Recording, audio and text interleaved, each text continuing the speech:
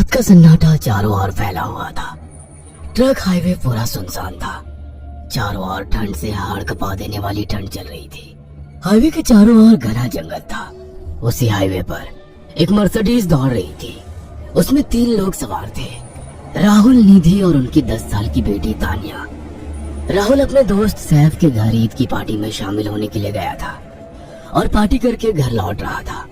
निधि ने मुस्कुराकर ड्राइव करते हुए राहुल से कहा, कुछ भी कहो राहुल, आज तो ईद की पार्टी में मजा आ गया। हाँ, मेरा दोस्त बहुत ही बिंदास और हंसी मजाक करने वाला व्यक्ति है। मैंने देखा उसके घर पर शहर की एक से एक बड़ी हस्ती थी, मगर फिर भी वो उन सबको इग्नोर करके हमें इम्पोर्टेंस दे रहा था। हाँ, देगा क्यों नहीं, आखिर मेरा दोस्त जो है। सच में राहुल, अमेरिका से इंडिया लौटकर बहुत अच्छा फील हो रहा है। वैसे तुम्हारा दोस्त सचिन अभी तक नहीं आया अमेरिका से? निधि की बात सुनकर राहुल चौंक कर बोला, ओह शिट यार, उसका फोन आया था कि वो इंडिया आ रहा है। उसने बोला था कि मुझे एयरपोर्ट पर पिक कर ले। निधि बहुत नाराज होगा वो। कोई बात नहीं, उससे बोल देना कि तुम्हें बिल्कुल याद नहीं रहा, और फिर तुम्हें सैफ की इनवाइट की हुई ईद पार्टी में भी तो शामिल होना था। निधि ने इतना बोला ही था कि उसकी बेटी तानिया ने अपनी माँ की ओर देखकर कहा, मुझे भूख लगी है माँ, और प्यास भी। तानिया की बात पर निधि ने बुरा सा मुंह बनाकर उसकी ओर देखकर कहा, पार्टी में तो इतना खाया था तुमने, फिर भी भूख लगी है। निधि की बात पर तानिया ने मासूम सा चेहरा बनाकर कहा, कोई बात नहीं मम्मी, मुझे पानी ही पिला दीजिए। कितनी बार बोला है मुझे मम्मी मत बोला करो। पानी अभी नहीं है, आगे जाकर कोई शॉप पड़ेगी तो बोतल खरीद के दे दूंगी। निधि की बात पर राहुल ने मुस्कुराकर कहा, छोटी बच्ची है निधि, इतना नाराज होना सही नहीं है। राहुल ने इतना कहा ही था कि अचानक एक काली परछाई राहुल की कार के सामने आकर खड़ी हो गई। राहुल के पैर अचानक ब्रेक पर पड़ गए। गाड़ी तेज रफ्तार में थी। ब्रेक अचानक लगने से पलटते पलटते बाल बाल बची थी। राहुल के चेहरे पर भयानक ठंडी में भी पसीने के बूंद टपकने लगे। वो दोनों कार से बाहर निकल आए। निधि ने डरते हुए कहा, आखिर कौन था ये? ऐसा लगा जैसे कि कोई भयानक काली परछाई मेरे कार के सामने आकर खड़ी हो गई हो। वो दोनों काली रात के सन्नाटे में इधर उधर देखने लगे। तभी निधि को एक घने पेड़ के पास 2 चमकीली हुई आंखें दिखाई दी। उसकी आंखें बिल्कुल भेड़ियों की तरह लग रही थी। निधि ने चीखते हुए राहुल से कहा, राहुल देखो कौन है वो, जल्दी से गाड़ी में बैठो, मुझे बहुत डर लग रहा है। राहुल ने उस तरफ देखा तो उसके रोंगटे खड़े हो गए। वो दोनों गाड़ी के अंदर बैठने ही वाले थे कि अचानक एक अजीब सा चेहरा वाला भयानक सा आदमी बिजली की रफ्तार से उनके सामने आकर खड़ा हो गया। राहुल ने देखा कि उसका चेहरा बिल्कुल सड़ा हुआ था और उसकी आंखें भेड़िए की तरह चमक रही थी। उसके लंबे लंबे बाल उसके कंधे तक आ रहे थे और उसके दांत भेड़िए की तरह बाहर की ओर निकल रहे थे। हाथों की जगह नुकीले पंजे थे।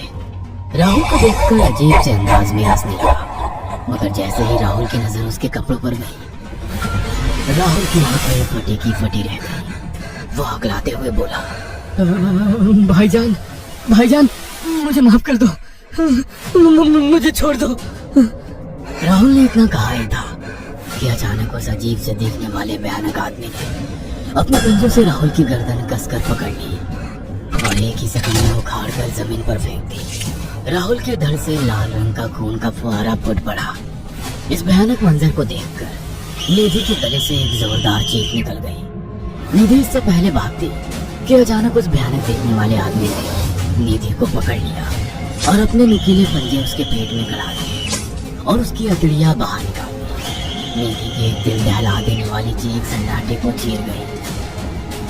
अचानक हवा का एक बवंडर उठा और वो भयानक सा दिखने वाला व्यक्ति देखते ही देखते बवंडर के साथ गायब हो गया। तानिया ने डरते डरते निधि के मोबाइल से पुलिस और सैफ को बुला लिया और कुछ ही देर में वहाँ चारों ओर पुलिस की गाड़ियां थी। पुलिस ने राहुल के दोनों दोस्त सैफ और सचिन को वहीं बुला लिया। इंस्पेक्टर अर्जुन ने दोनों से कहा, मैंने ऐसी हत्याएं अपने करियर में कभी पहले नहीं देखी। ये काम तो ना किसी जानवर का लगता है, ना ही किसी इंसान का। सचिन कपकपाती हुई आवाज में बोला, आप कहना क्या चाहते हैं? कुछ कह नहीं सकता। जिस किसी ने भी इन दोनों को मारा है उससे एक बात तो साबित होती है कि वो इन दोनों से हद से ज्यादा नफरत करता था। अब सारी सच्चाई तो ये बच्ची ही बता सकती है। इतना बोलकर इंस्पेक्टर अर्जुन तानिया के पास चला गया, जो बेहद डरी हुई थी। तानिया ने आंखों देखी सारी घटना इंस्पेक्टर अर्जुन को बता दी। तानिया की बात सुनकर इंस्पेक्टर अर्जुन कंफ्यूज चेहरा लेकर मोबाइल पर किसी से बात करने लगे। सचिन इंस्पेक्टर के पास आ गया और सैफ भी डरता हुआ इंस्पेक्टर अर्जुन के पास आकर बोला, क्या हुआ इंस्पेक्टर? तानिया ने क्या बताया? उसने जो बताया वो काबिले यकीन नहीं है। उसकी बात पर किसी भी तरह से यकीन नहीं किया जा सकता। फिर भी कुछ तो बताया इंस्पेक्टर। हाँ, उस बच्ची के मुताबिक एक भूत ने निधि और राहुल को बड़ी बेदर्दी से मारा है। इंस्पेक्टर की बात सुनकर दोनों पूरी तरह से चौंक गए। क्या मतलब है इस बात का? बच्ची बेहद डरी हुई है। हम आगे की तफ्तीश जारी रखेंगे। निधि और राहुल तो चले गए, अब तानिया को मैं रख लूंगा। नहीं, राहुल मेरा अच्छा दोस्त था। तानिया अब मेरे साथ रहेगी। देखिए, बच्ची के माँ बाप अब इस दुनिया में नहीं है और आप दोनों भी शादीशुदा है। मुझे नहीं लगता कि आप दोनों बच्ची की सही से देखभाल कर सकते हैं। मेरी कोई औलाद नहीं है। मैंने अपनी पत्नी को फोन कर दिया है, वो भी IPS ऑफिसर है। ये बच्ची आज से मेरे साथ रहेगी। उसका मासूम चेहरा मेरे दिल में उतर गया है। अब तुम दोनों जा सकते हो। पूछताछ के लिए मैं जब भी तुम्हें बुलाऊं तुम दोनों आ जाना। इंस्पेक्टर ने ये बात बोली ही थी कि अचानक वहाँ पर मौसम बदल गया। चारों ओर काली घटाएं छा गई और एक भयानक बवंडर उठा और देखते ही देखते सब पुलिस वालों के सामने वो भयानक चेहरे वाला आकार सबके सामने खड़ा हो गया। उसको देखकर सबके रोंगटे खड़े हो गए। देखते ही देखते उसने अपने भयानक पंजे सैफ की आंखों में डालकर उसकी आंखें निकाल ली। सैफ ने चीखते हुए वहीं दम तोड़ दिया।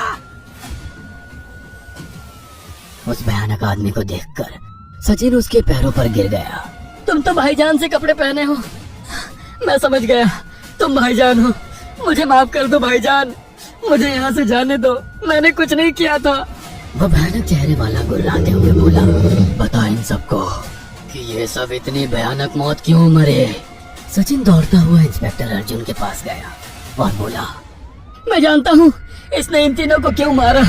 इसका नाम भाईजान था। जब ये जिंदा था ये किसी का भाई किसी की जान था। बहुत साल पहले ये हम सबका बहुत अच्छा गहरा दोस्त और बिजनेस पार्टनर था। ये सबकी बहुत मदद किया करता था।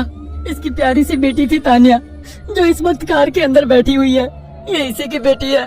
भाईजान अपने सारे पैसों से एक बहुत बड़ा हॉस्पिटल खोलना चाहता था जिससे गरीबों का मुफ्त इलाज किया जा सके, मगर हम तीनों इसके लिए तैयार नहीं थे। हमारी नीयत उसकी दौलत पर खराब थी और एक दिन हम सब धोखे से ईद के दिन भाईजान को यहाँ ले आए और इसे मारकर फेंक दिया। तो फिर तुम सबने इसकी बेटी को क्यों जिंदा छोड़ दिया? हमें बाद में पता लगा कि भाईजान ने सारी जायदाद अपनी बेटी के नाम कर दिया, इसीलिए हमने भाईजान की पत्नी को भी मार दिया। और तानिया का तुम 18 साल की उम्र पूरी करने का इंतजार कर रहे थे ताकि सारी जायदाद अपने नाम करा सको और बाद में उसे भी ठिकाने लगा सको। इसी के लिए तुम दोनों इस मासूम बच्ची को अपने साथ रखने की जिद कर रहे थे। जी, आपने बिल्कुल सही कहा। हम तानिया को भी इसी जगह लाकर मार देते। सचिन की बात सुनकर इंस्पेक्टर अर्जुन की आंखों में खून उतर आया। इंस्पेक्टर अर्जुन के कुछ कहने से पहले ही भाईजान बिजली की रफ्तार से इंस्पेक्टर अर्जुन की आंखों के सामने से सचिन को पकड़ कर ले गया और उसके शरीर के टुकड़े टुकड़े कर दिए और हवा में उठे एक तेज बवंडर के साथ गायब हो गया।